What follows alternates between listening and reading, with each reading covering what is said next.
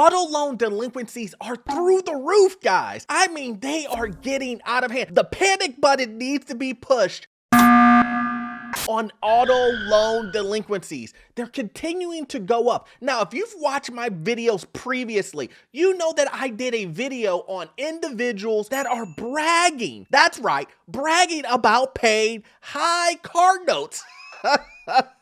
Like, who is bragging about paying a high car note? Awkward. So awkward. That is some type of flex that they're trying to do, and this trend is continuing for whatever odd reason, and now these same individuals cannot make car payments. Who would have ever guessed that?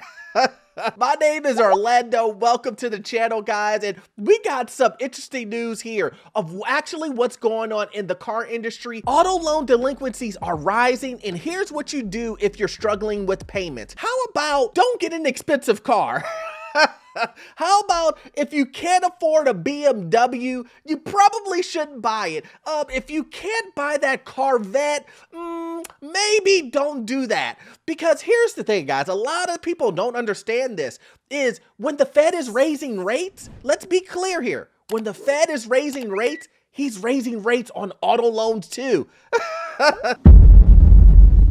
It's just not mortgages. It's just not credit card debt. It's auto loans too. Your car note, interest rates are going up too. You decide to go buy that new car, you're gonna pay high interest rate. The share of borrowers who are 60 days or more days behind in their auto loan payments was 26.7 higher in December than it was a year earlier. Remember when we had that conversation, guys? About people using credit cards and people not using the money that they have in their bank account and people foregoing making and paying all of their bills to buy presents. Well, this kind of reminds me of that's exactly what's happening here.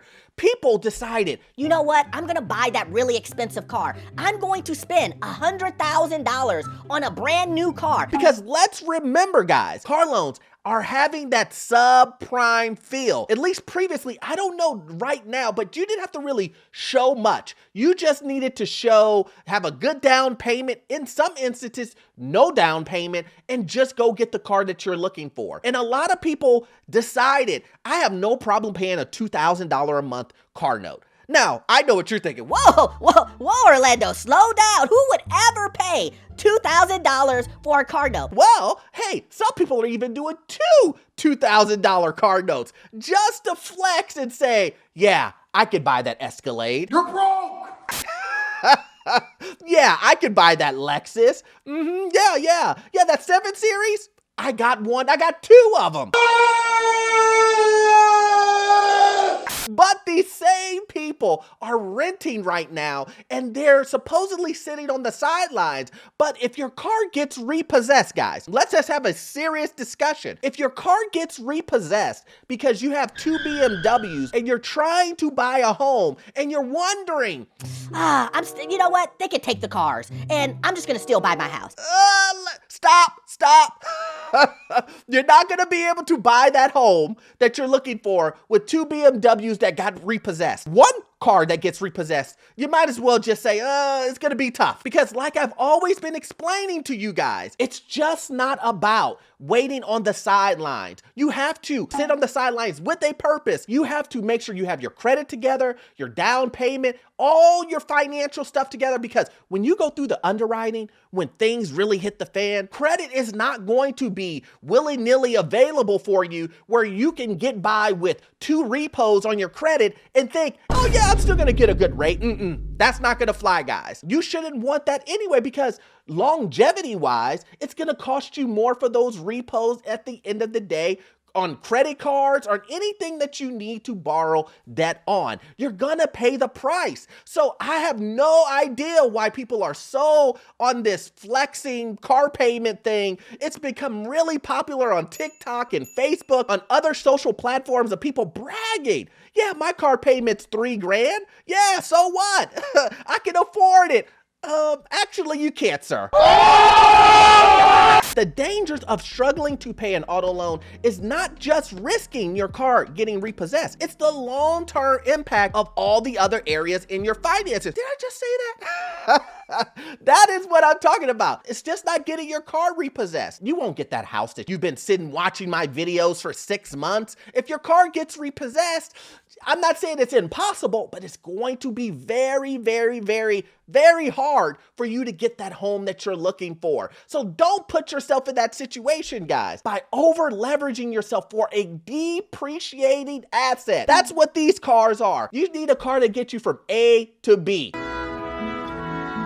I know you want to ride in style. I know you want your dream car, but let's talk about getting your dream home before we talk about getting your dream car. Because I promise you, you'll make more money on that house than you will on your dream car. And let's be real, it won't be your dream car in 2 to 3 years anyway. Heck, in most cases, 6 months after you get your dream car, it's no longer the big thing for you anyway. It wears off.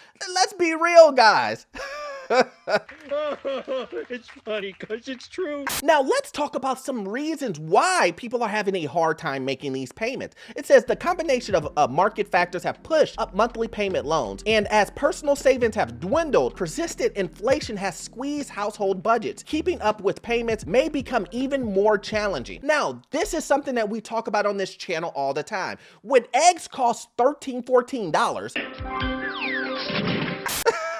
you gotta understand that it may be a little bit challenging to continue to pay $2,000 on a BMW car note. When taxes are going up, when your insurance is going up, insurance is not only going up on homes, it is also going up on cars also. So with all of these things that are continue to go up, and let's talk about, individuals, let's hope they don't have these adjustable rates. I know it's very rare for those individuals to take adjustable rates or variable rates that move with the market, but those products out there do exist. Imagine someone taking an adjustable or variable rate loan for a car loan, right? Just to get that low interest rate at that beginning, but then now it's probably through the roof. The average price paid for a new car reached record $47,362 in December, according to estimate by JD Power. Monthly payments in the fourth quarter averaged $717 compared with $659 a year earlier. Shares of buyers who took monthly payments of more than $1,000 or more reached 15.7% compared to 10.5%. Now, I remember, guys, I know you're thinking, Orlando, that's only a 5% difference,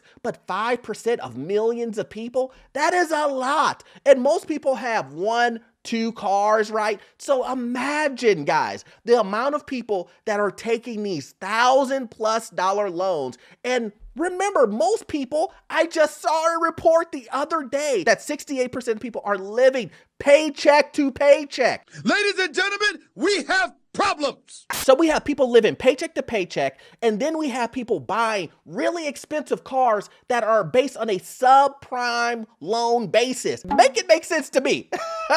Make it make sense to me where those two things go together, where you think the outcome is going to be any good. And we've already seen it. There's been a flood, an increase of cars that come back onto the market. The used car market was insane. I foresee that as the recession, as the economy, gets worse and worse and worse, then defaults will continue to happen. And there will be a lot of people who lose out on repos and getting their credit destroyed. And you won't be able to get that house that you're looking for, guys.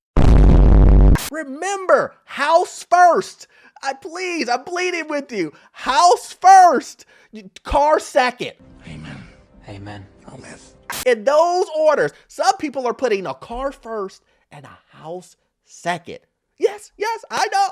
Some people say, Orlando, quit lying.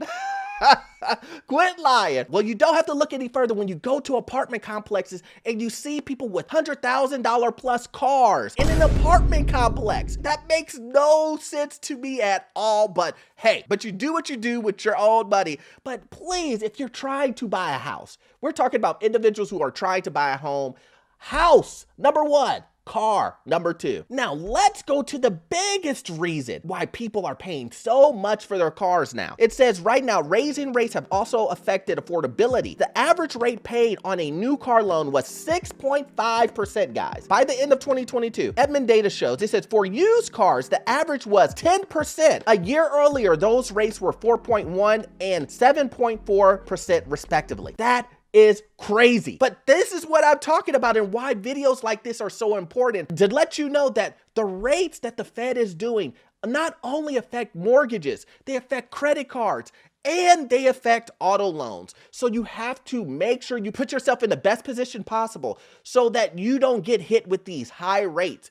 First of all, hopefully you bought a car earlier before the rates have been going up. And then if you do have to buy a car, please buy a car in your price range. That's a great idea. Don't be like some of these guys that are on TikTok or the video I did before, where they're holding up checks and saying, yeah, $1,800 for a Mustang or Corvette or whatever they're doing, BMWs. I don't know what the expensive cars are now because I don't drive an expensive car. But these guys were bragging, having 2 or 3 cars with $2,000, $1,800 each. Car notes. Don't be like these guys. It's only going to put you in debt, and bad debt to begin with. That is my biggest thing. If you could pay a car loan off or pay all cash for a car, which most people can't do, I understand. But if you're able to do that, I would do that in a heartbeat. And if you're a car enthusiast, it looks like there's gonna be a lot of cars that are coming up when things really hit the fan. As always, guys, you won't get all of your information from this one video. Please check out this video here. It will let you know about the financial news, this crazy housing market, and how to get into your first rental property. I promise you, you will get great information. See you on the next one. Thanks.